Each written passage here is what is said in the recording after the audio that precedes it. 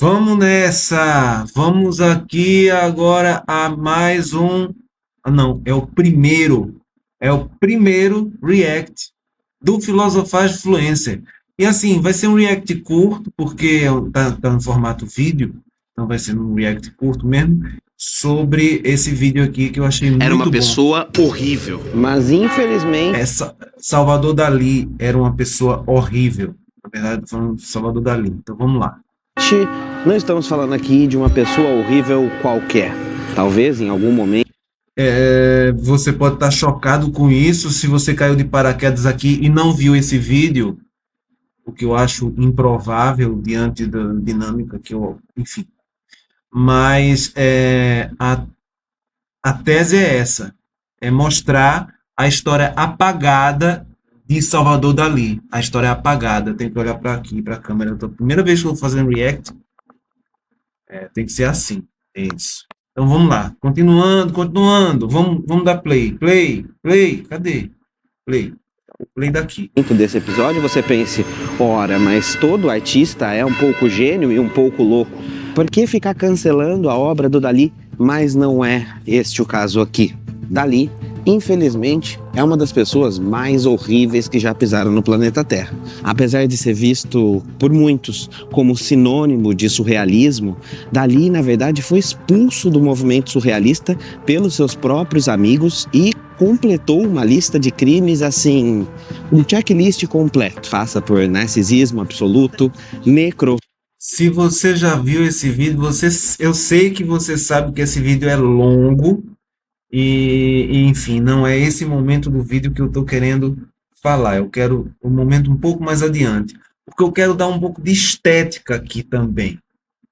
Porque eu trabalho também um pouco com esse elemento estético. Então, vamos aqui logo direto ao elemento estético. Eu caí na palavra dadaísmo. Vamos lá. Do surrealismo. Foi nesse ambiente que o Dalí começou a moldar essa sua persona excêntrica. Cabelos longos, costeletas e roupas do século XVIII em pleno século XX.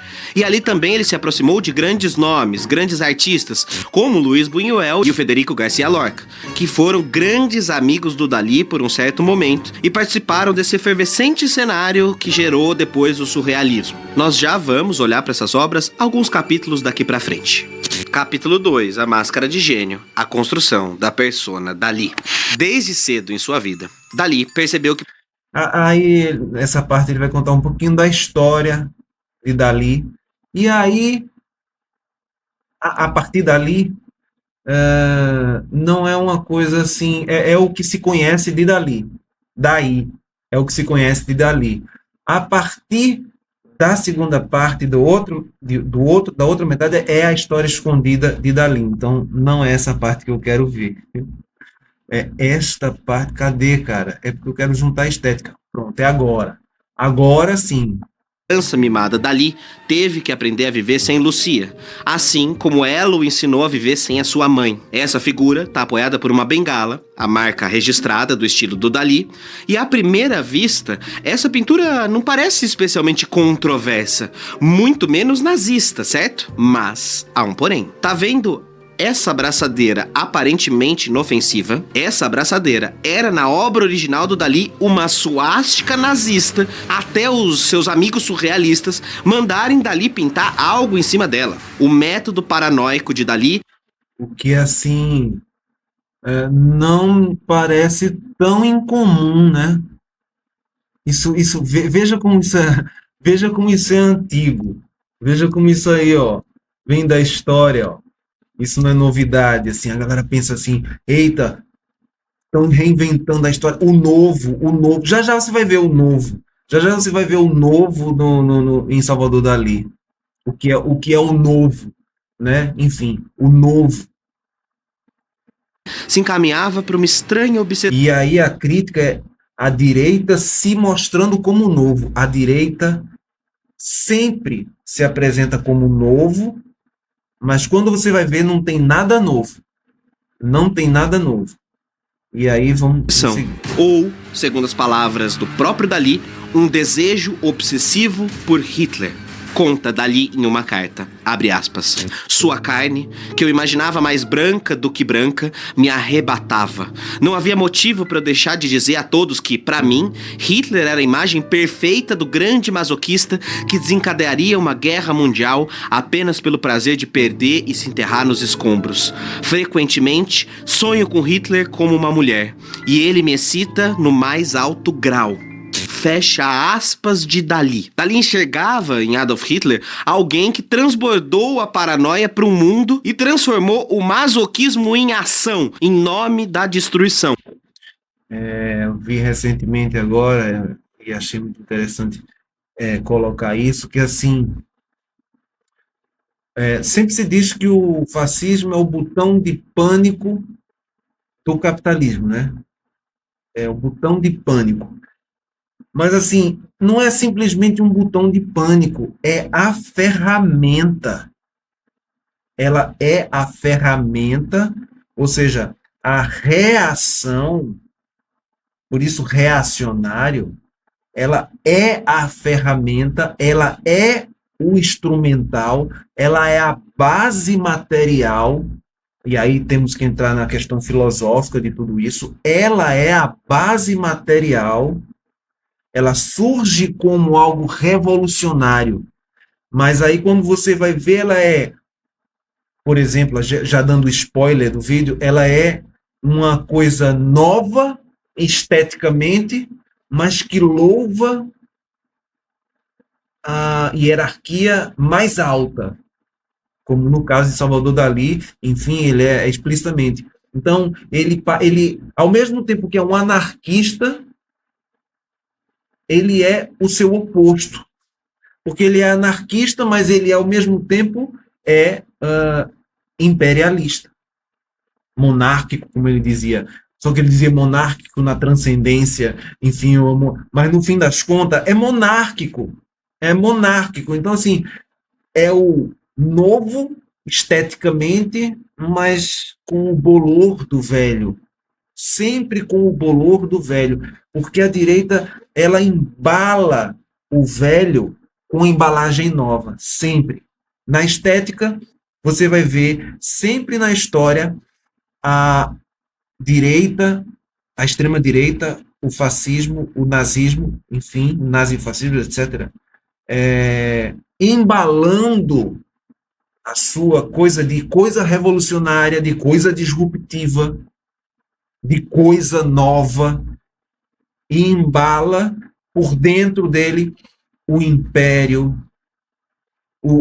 É uma forma de monarquia de um CEO, por exemplo. É o que hoje seria. Hoje, a monarquia do CEO, sabe? Você embalar com um termo contemporâneo algo que é velho. Mas, enfim, continuando aqui. Cadê o preço? Em junho de 33, 6 meses após Hitler chegar ao poder na Alemanha, Dalí escreveu uma longa carta ao seu ex-amigo André Breton. Na minha opinião, devemos prestar muita atenção ao fenômeno hitleriano. Situar Hitler do ponto de vista surrealista, embora eu esteja convencido de que somos os únicos capazes de dizer coisas bonitas sobre ele. Ele ainda alertou para aquilo que ele chamou de confusão perigosa dos intelectuais esquerdistas diante do fenômeno Hitler. A falta de percepção sobre o fascismo, segundo Dalí, era uma fraqueza crítica da esquerda, que deveria abraçar esse fascismo. Aí, temos 2 caminhos possíveis para interpretar o que o Dalí estava...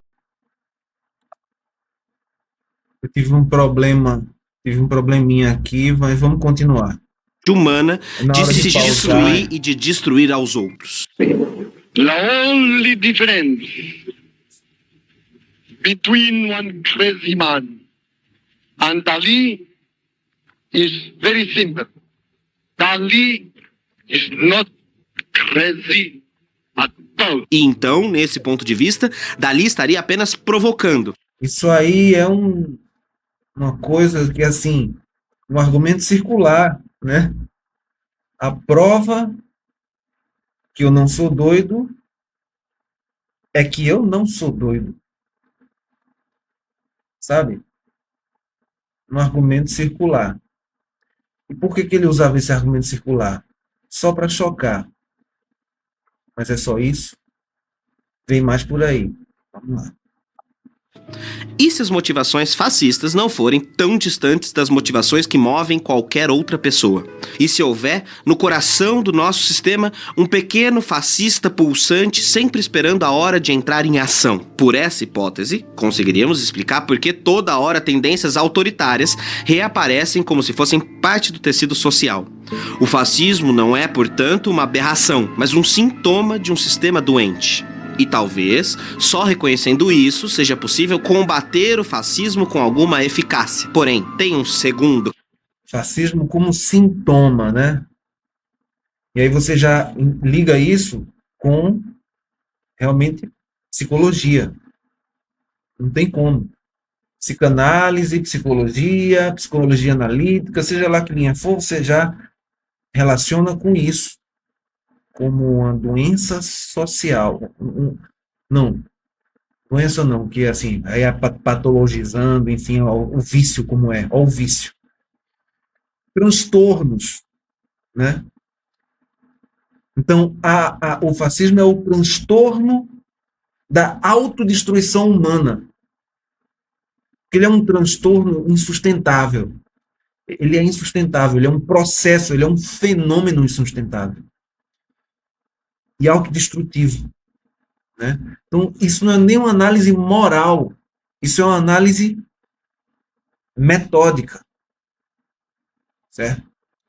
Vamos seguir. Caminho de explicação, que é bem mais perigoso. A trajetória de Dalí pode ser lida com um mergulho tão profundo no delírio crítico que a fronteira entre a crítica e a contaminação desapareceu. O conhecimento virou espelho. E o espelho, de tanto ser olhado, quebrou. A tentativa de compreender... Ou seja, o indivíduo dali se identificou com o espelho. Mas a gente tem que olhar o seguinte, cara. Esquece a pessoa por um momento, quando for analisar essas coisas. Esquece o indivíduo dali. Ou os problemas que ele teve e tudo mais. Não.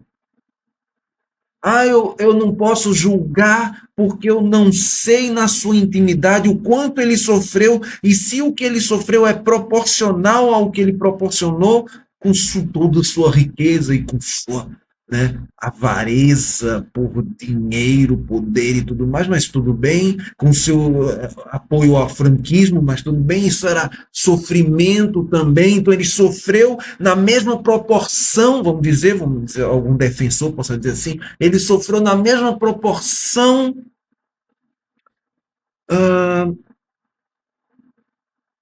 esquece ele, esquece a questão moral, se ele sofreu ou não na mesma proporção. A questão é se é autodestrutivo para o indivíduo dali, e não foi, que ele viveu até bastante, ele viveu quantos? 80 e tantos anos. Mas, enfim, ele manifesta um comportamento que alimenta socialmente uma autodestruição. Então, não, aqui a questão não é moral. Aqui a questão é uma análise crítica. Aqui é você observar que na materialidade esse discurso ele vai conduzir à autodestruição humana. Eu tenho que ressignificar, esquecer o personagem e focar no que aquilo pode gerar como consequência social. E não a pessoa, mas o trabalho, as relações, quem apoiava, quem apagou a história de toda essa defesa. Porque provavelmente você não sabia que ele defendia. Eu não sabia que ele assim, tinha tantas, mas tantas declarações explícitas assim. Não sabia. O paranoico absoluto pode ter se tornado, pouco a pouco, uma aproximação, uma simulação, até virar identificação. Você começa imitando o abismo e quando percebe, é o abismo que está te imitando. E aí vem o ponto sem retorno. Se você usa o tal do método paranoico crítico para destruir todos os sentidos e alcançar esse pretenso real delírio, pode ser que na hora de voltar, descubra que não sobrou nenhuma ponte para você atravessar. E quem diz isso não sou eu, mas Paul Eluard. Ou seja, se você olha para o abismo e percebe que ele tem a intenção de olhar para você de volta, nem deixe ele olhar para você de volta. Nem deixe ele olhar para você de volta. E se você quiser saber mais sobre esse vídeo, eu vou colocar o link aqui abaixo. Se você não é inscrito no canal Mamitas, Papitos e Papites, clica no pitoco de se inscrever, balança o badalo para receber as notificações e, como sempre, tem informações na descrição. Vai ter o link para esse vídeo aí do Normose, e também vai ter dicas de leitura que eu vou colocar aqui na descrição.